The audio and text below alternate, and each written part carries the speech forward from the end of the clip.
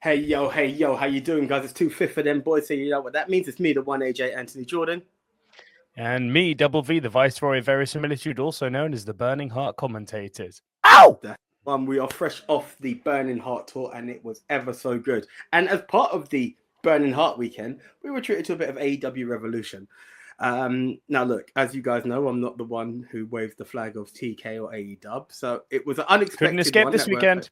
No, Couldn't I escape. had Mr. AEW next to me, so that's the way it was going to go. But look, I'm not opposed to wrestling.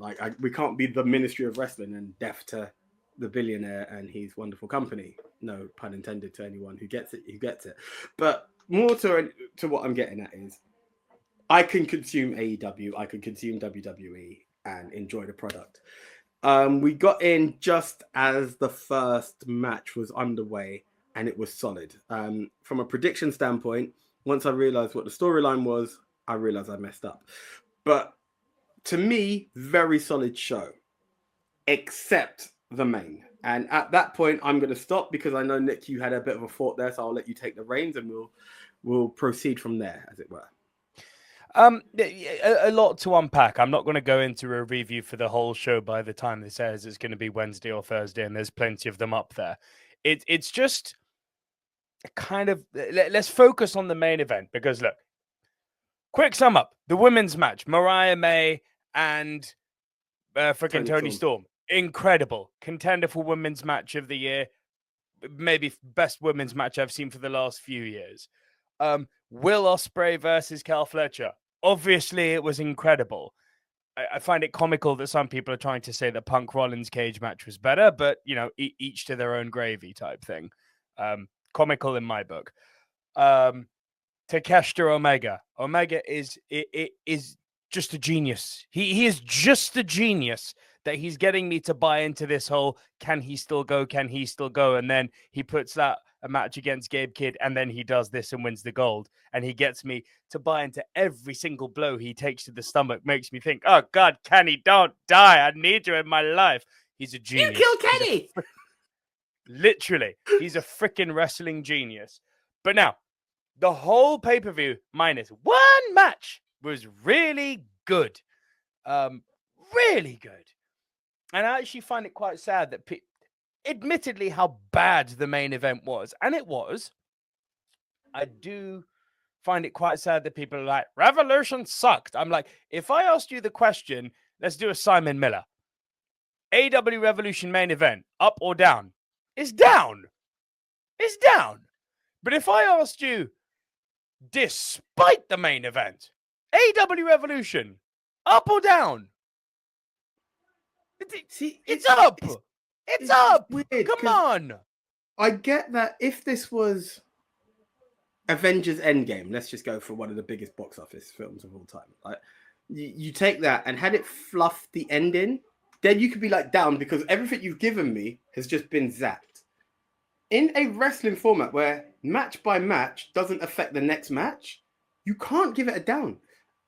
As the guy who doesn't consume AEW on a regular, I have no beef with this pay-per-view.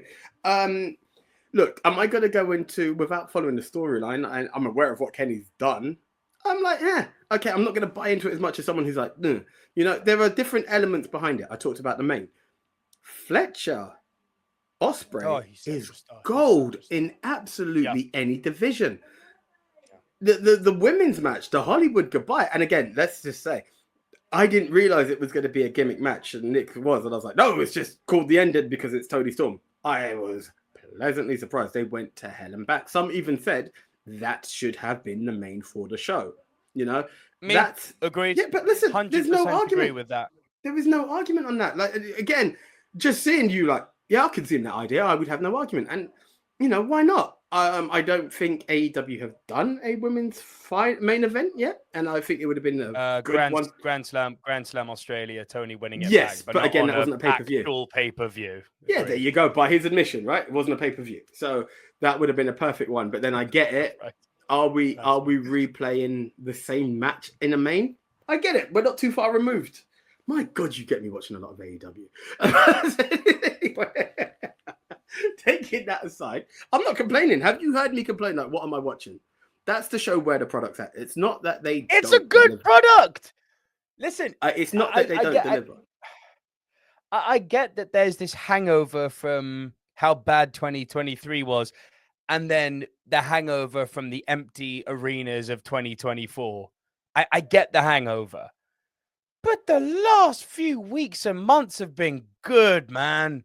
Like, come on, there's got to be a point where we turn the page. I say that, and we're about to, and literally tomorrow at time of filming, tomorrow at Dynamite, TK did a boo-boo.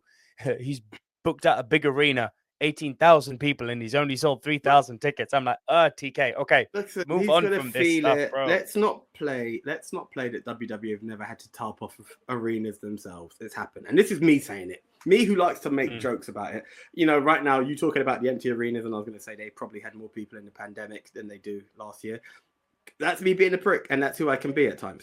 But when you get to the crux of it, you look at WWE in that last VKM era, they weren't the happiest bunch of people either. And then you're like, oh, Hunter's taken over. Let's see what Trips can do. Some people still didn't want to tune into that product. They are now red hot. It just needs to be consistently solid, and people could tune in. And I'm aware of that. But you can't. We need momentum. I'm not going to say momentum. That the feeling is back. The 2020, 2021 feeling is not back. I need 4 to 5. Stuff. I need 4 to 5 months of this. And they're capable of it with the roster they have. Some people one of the big problems they've let's get to this main event, because one of the big problems they've got to get over is this main event picture, which is why people are somewhat understandingly saying this was a bad pay-per-view, which again, to me and to you, it's ridiculous. It was a terrible match. And if the argument was presented in a way where it's the top of your card should not be this week. So true. So true. This is going to sound a bit braggadocious to say, but work with me on this. No more of this spot for Adam Copeland. That's it. Yes. Adam Copeland. Yes. Edge. The 14-time or 12-time or multiple-time world champion. The big superstar. The guy who's won more world titles than The Rock. Fact. He's got more titles than the final boss. I don't want him in this main event picture ever again. Ever. I am not, let's be very clear. I am not blaming in any way, shape, or form the terrible booking of the Death Riders on Adam Copeland. This is not Adam Copeland's fault. Obviously not. Adam Copeland's not the right fodder for the main event picture. To quote you, now it's time to do the tribute act thing.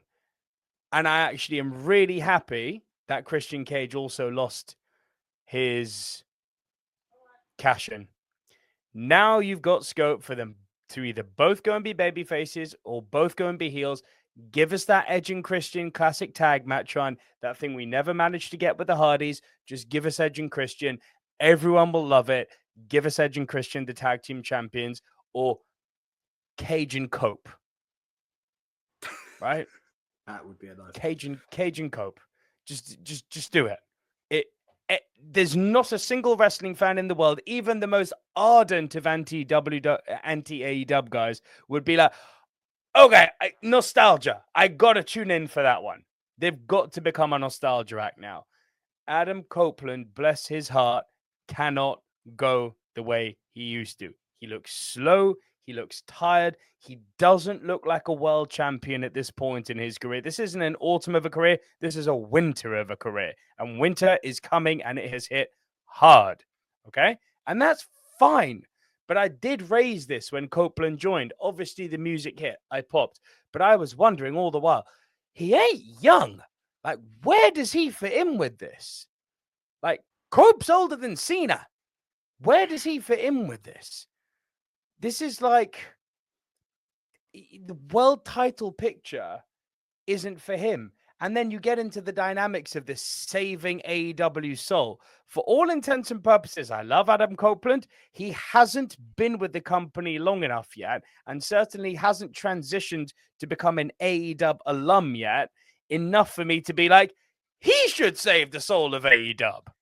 Well, It I think I doesn't said it. work. I think I said that in my prediction. If not, I said it to you like on the way in.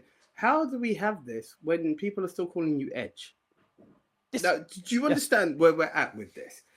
There's many elements, and I think I could go even more sacrilegious and say I don't know where Mox fits in this. And it's funny, I was going to put it in the group earlier. Someone talked. I'm going to say the name, and it's going to trigger you.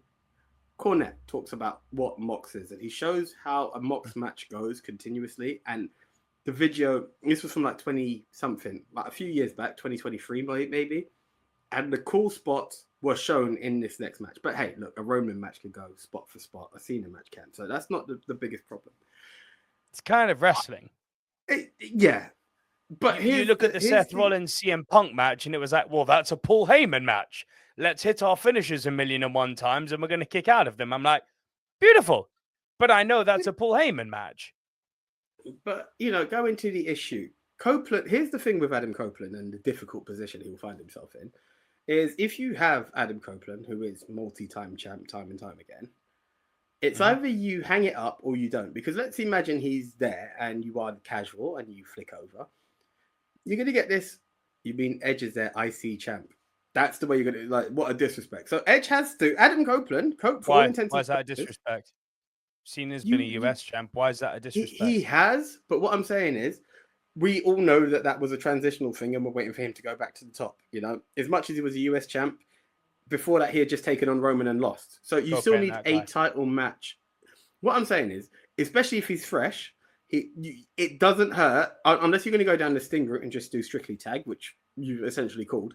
Yes, while doing the solo run, not have a title run, but we need to show that this guy can do it. I felt the story was rushed because out of nowhere, massively. You don't have, and these are part of the elements. But then you've also got a segment that doesn't work with the fans. If the headliner of your product doesn't work to sell to people, it's bad. But more than anything, the match was ridiculously slow. I know it's very hard. That's the point I'm making. These guys both wrestle a very slow match. I know Edge used to be fast, not now. Triple H versus Randy Orton is a prime example of when you've got to follow a show stealer, it's extremely hard for anyone to care. Triple H and Randy Orton might have had the best match in their life. You just follow Shawn Michaels and The Undertaker. Just give up. I get it. But it's the beats that happen between it. Is that really the way we start off the Edge versus Christian before we get Edge and Christian back together? I don't know. We've done Edge versus Christian already, which is sad because now we're going to go into it again, aren't we? Look, I don't know how they dig themselves out of this Edge and Christian or Cage and Cope shaped hole. I don't know how they do it. But what I do know, in the long term, the way I saw Sting retiring, holding up that tag belt, I don't find it hard to believe. Not to the same level, because Sting's on my Rushmore. Neither of these guys are, but I appreciate what they've done for the business. I like to think it would be a very good feel-good moment if both of them retired together, both as tag champs. It's beautiful. It's a beautiful end to a great career. They've been through hell and back. They've become worst of enemies. They're now best of friends again. They're going to go out on their terms and retire on top. Beautiful. Lovely way to end. I don't know if we're going to get there. I don't know how we get there. I don't, so many things in between. But I see that image of the two of them holding the belts up together and calling time on their career. I think that's lovely. I think that would be the way to go. That's just me. It is. Look, it's one of those things. It was a weird way to pull the trigger. I don't know if we needed a Christian losing and entering into a triple threat match and losing. Swerve is a strong contender. Swerve can be that face of AEW. So here is what I'd like to throw at you with regards to Swerve. Great minds think alike. I was about to come on to him. This is being recorded on Wednesday, the 12th of March. So I don't know what has happened on Dynamite yet at current time. This is pre-Dynamite. This is pre-Dynamite. I don't know. 1 a.m. It's a Thursday morning show to us. Yeah. I don't know what is going to happen on Dynamite between Swerve and Mox. I don't know what's going to happen over the course of the next few weeks in the build-up to Dynasty. Don't know. What we do know is that the main event of that pay-per-view is going to be Mox versus Swerve. Now, I agree with you. And this is why I say no more Copeland in this spot, because you've got Copeland. That music hits people over on him hard, right? But he's never endeared himself majorly to the AEW fans the way Swerve currently is. You know, I've said to you before, if this is a Champions League bracket, Swerve is in the top 4 spots in the Premier League of the teams that go into the Champions League. Swerve is currently one of the 4 most important wrestlers in AEW. Like, people love this guy. He's one of the best champions we've had in the modern era. He's amazing. He gets me to buy into the fact that he's dangerous. He made Ricochet a believable villain by working with him. Like, everything this guy touches recently is turning to gold. Which is why I don't think he should win. Let me explain. Saving us all of AEW, very few better than Swerve. In fact, currently, the only other person I could maybe see 2 other people I could see doing it would be Omega or Ospreay. Omega's messing around with Okada in the build-up to Forbidden Door, and Omega's now got gold around his waist. Not happening. Ospreay could save the soul of AEW because he's a fan favorite. But here's why I think Swerve won't win, revealing my prediction for Dynasty. I don't think TK is giving up on this Death Rider story just yet. We all want him to. What we want and what we're going to get are 2 very different things. Do I want the Death Rider storyline to end? Yes, terribly. Do I think it's going to end? No. However, I also believe that if the Death Rider story isn't ending, people are going to be like, well, if it's not ending, then we're wasting Swerve. No. If we're not ending it, and Swerve, who is someone who's viable for the heart and soul of AEW, Moxley beating him does add, finally, a bit of legitimate hate. And I'm not just talking about hate because the storyline sucks. We're talking now about heat. We're talking about Vicky Guerrero heat, right? So, you cost our boy the world title. We're sick of you. Boo. Hardcore Logan Paul Dominic Mysterio level. Boo. Right? Now you're a bona fide heel. You're not a heel by poor booking happenstance. You're actually a heel who's cost our boy. Now it's started to become a bit more of a wrestling story where, okay, damn, this guy needs to go. And now we really start to hate him in a way that's productive to the storyline. Do I think this is all by design and TK some master booker? No. But do I think Swerve is perfect fodder to finally give the Death Riders a storyline where they can sink their teeth into and actually be like, if we beat this guy, that does actually legitimize us. Beating Copeland, sorry, I don't care how much of a legend Adam Copeland is. Beating Copeland in his current form, he's not Super Saiyan at the moment, sorry. Beating Adam Copeland in his current form doesn't advance or put over the Death Riders storyline. Beating Swerve, oh, that's big. Beating Swerve is a big deal. Flipping idiot. Oh. Sorry, I just done the awful mistake of dropping water, but it's fine. You know, one of the problems that tells me this isn't over just yet? He wasn't the one who registered the pin, so he's not all the tap out. He's still like, you haven't beaten me. I don't know what that means. Oh, with Copeland? Yeah. That's it can be rushed off. It can move on because it's still like, you cost me. I wasn't. Swerve's the number 1 contender. Yeah, I know. So it's not triple threats be damned. You know, possibilities got possibilities. Yeah. Look. Yeah. What do you make of what I've just said? That Swerve being the right guy. This is what I'm leading into. It's a good call. It's a very good call. In the wake of the bloodline, many bodies fell. Many deserving bodies fell along the way, and it's what triggers people. So for that reason, I can't dispute it. It's just sad that this... But the problem with the Death Riders is you're a faction. I think we need to forget this whole Wheeler Utah segment because he done it with Brian and now he's doing it with Adam. It's either in or out, son. Like, legitimately pick which way you go. Yeah, pick a lane, for sure. It's bad. It's just repetitive, and I know people will be like, it's long form storytelling. He's the one who's like, he's not going to throw Mox. So where are we going with it? He's nowhere near that level of star. So then you know what you do? Why not take him against Garcia and strip the titles? For us to really start believing in the Death Riders, it has to go further than... Because here's the thing, we're talking about dethroning, but it's... Well, he's currently a trios champ, AJ. With 0 title defenses, as far as I'm concerned. You can tell me they've had 12 matches on Rampage, Dynamite, and the rest.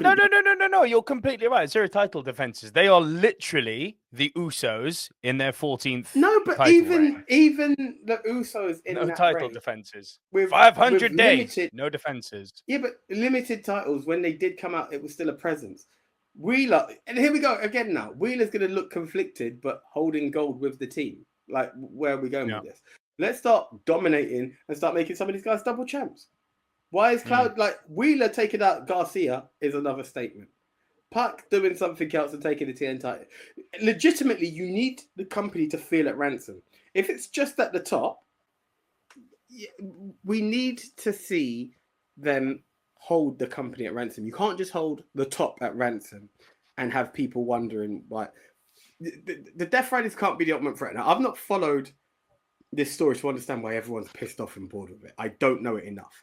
But for me to not know who your trios champs are and you're there, at least when the Usos may have defended against nobody, you felt the presence of it. Hold the company at ransom. We all knew that SmackDown belonged to the Bloodline. Right now, no one cares about them enough. And that's the thing. So yes, Swerve is decent fodder, but a lot more needs to be done for people to care. A lot more needs to be done for the Death Riders to care. So the Bloodline is an interesting comparison. Well, it has to be. That's the kind of dominance you're looking for. It's not, because they've presented themselves. I get why you're doing it, but I'm saying in recency, we're all going to go back to NWO, but I'm talking about dominance. I'm showing that. The reason the Death Riders doesn't work is for the exact reason of the two stables you've just mentioned. Neither of them really being comparable, and they should be. You know, Bloodline asserting utter dominance. I mean, stage dominance, because there were minimal title dominance. That's the story, you know. That's the dominant story. This isn't the story that they're selling me with the Death Riders. There is no dominance. They're not coming out and cutting crazy promos about how this is mine. There's none of that. The story they're cutting is this company doesn't belong to you anymore. And it's like, yeah, but prove it. Well, now exactly. Now you're falling into NWO territory. The reason the NWO worked is, as you and me know, it was the outsiders. It was other guys coming in. This hasn't been presented that way. This is like someone on some sort of self-righteous mission trying to be like, none of you are good enough. You don't deserve to see the title. I protect the heart and soul of AEW from all you carny, fake, shilly wrestlers. It's like, yeah, but do you know? But if you're going to hold the company ransom when you work for the company, 2 words: you're fired. It's really easy. That's where this whole logic of this story falls apart. So the key thing with this story, and this isn't me defending it, I hate this story. The key thing with this story is that you've almost got to look beyond what it is as a story and just wait for the moment that the right guy comes along that they either bury, which now shifts the attention away from the story and towards them being like more towards the Bloodline. It's like, okay, you're actually beating bona fide guys now. Like if they beat Swerve, they not comparing Death Riders to the Bloodline, never. But that appearance of dominance, if you beat Swerve, you're edging, no pun intended, you're edging in that direction. If you just beat a Christian Cage, respectfully, or an Adam Copeland, both old dudes, so what? You beat an Osprey, that's something. You beat an Omega, big deal. Hell, you beat a Hangman. You beat a Hangman, another guy who could be in for it. Big deal. Mox Hangman and Mox wins, big deal. But I need value. I need value in my belief of what is the... Yeah, there's the beating, but you need to... Your mission needs to, even if you're self-entitled, dare I say, and I hate to go back to the other company, but I'll show it. Mm. Go back to being the Messiah like Seth. Even go back to the straight edge society of Punk. Like, show me that you're self-entitled, but you walk around with a name like Death Riders and you're doing minimal impact to the rest of the show. You're booking yourself wrong. Yeah. There's no way, even as an outsider, I've said it before. No, mate, I agree with you. There is no defending this storyline. I'm looking for a glimmer of... There's no defending the storyline, and there's no defending that main event. Either Copeland or Mox. There's no defending it. What I'm looking for with this discussion is a glimmer of hope as to how we can maybe... On the basis that I don't believe it's ending yet, I'm looking for... So where can we go with it? Now, if you start beating some proper guys... It will, if you do it for 2 or 3 of them, shift the lens of the narrative a bit. If you stay on current course, it's like, okay, let's just get to the end. Do you agree that the entire stable needs to show that extra bit of 100%. Because even if you start beating Swerve, it's just like... I don't know. Listen, I don't often agree with Brother Leon's takes, but when he said that, I can't even remember the girl's name. Marina Shafir. Like, she hasn't had a match. Why is she not got? She, of all of them, at least the other guys are holding trios gold, granted completely meaningless trios gold. She's been presented as a beast. Why she should be the one to now go and hurt Tony Storm. She should be the one to go and destroy Mercedes Moné. You know, it's like literally dismantle Mercedes Moné. Literally, belt collector, my what? I will rip you apart, and then you just have this fear that she's just climbing and approaching for Tony Storm at the same time. Like, dismantle it. Go from the bottom up. This is how you buy into the Death Riders. Just dismantle anything that comes up. Hell, you'd even see her just turn up on Ring of Honor and just smack them down just for the hell of it. Just like whoever, anyone. 100%. She should be that person, and at the moment she's just being Mox's valet, and it's wrong. I mean, it's once again them using a woman with so much freaking talent between the ropes incorrectly. It's 2 companies doing it now. It does start to make you wonder maybe there's a reason, but I don't know, man.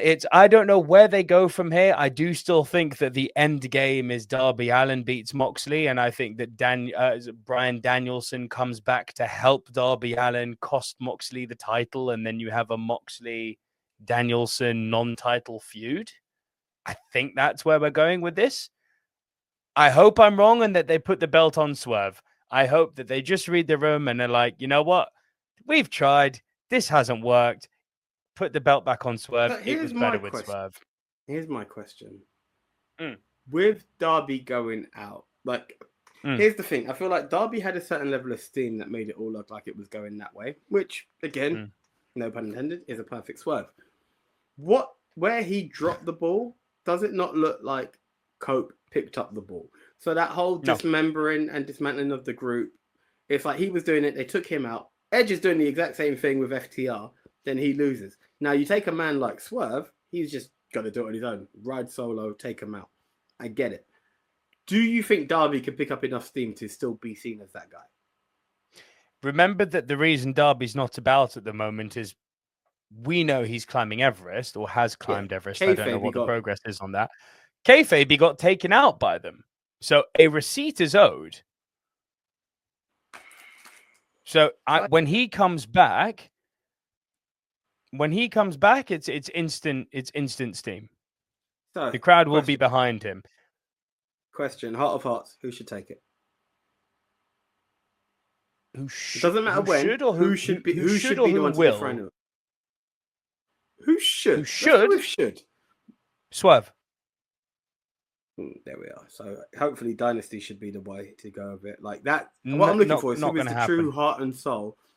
Look, it doesn't have to be a one and done. He could come back around, build his army. Right now, there are only 3 people who represent the heart and soul of AEW in my book. And hell, Ospreay isn't one of them.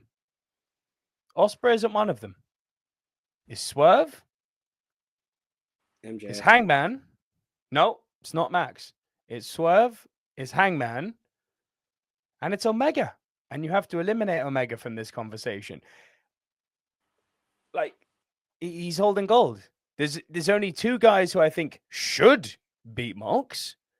not just based on the quality of their output, not just based on the output of the quality that they're going to deliver in their matches, but because if you put the belt on them tomorrow, here's what happens.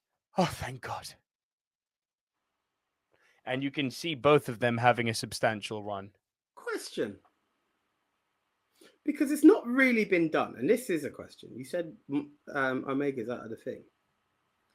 But in a long form of storytelling and in the way of addressing everything in the way that it should be, if this company is at ransom, could it not spell the return of the EVPs to literally take them out?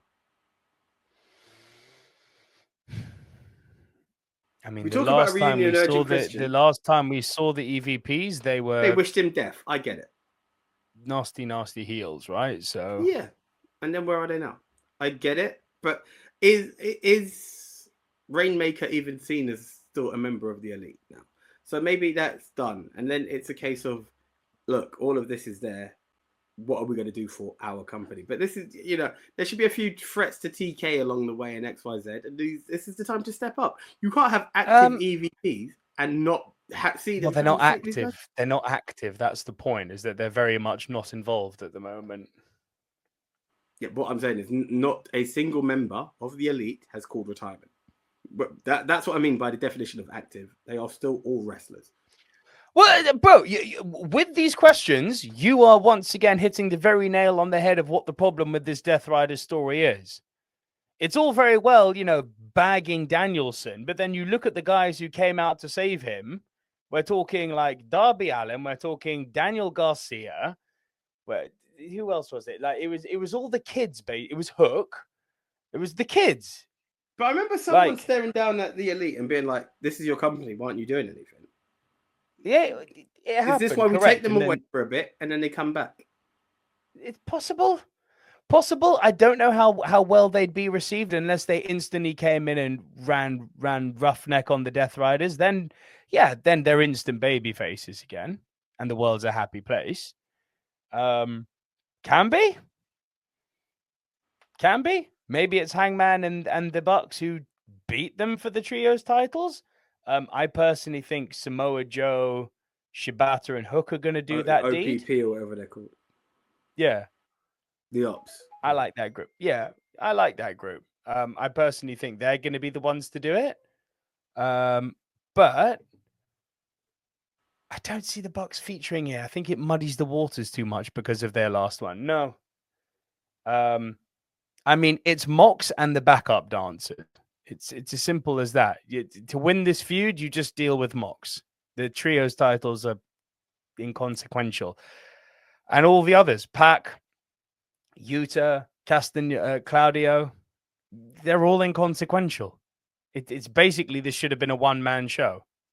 Very, very sad. Well, on that note, guys. But it's fixable. It's fixable. Well, that's why I think we'll close it, guys. Is it fixable? Comment below.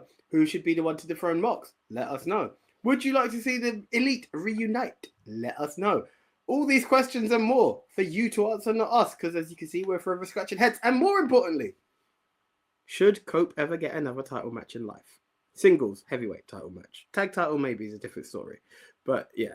So I beg you all, comment below. I don't beg normally, but yeah, I'm interested to see which way this goes. I'm not versed enough in AEW to know, but I'm interested and intrigued.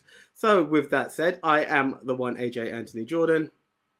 Double V, the Viceroy of Verisimilitude. Me too, Nico Lero. And we are out, guys. See ya.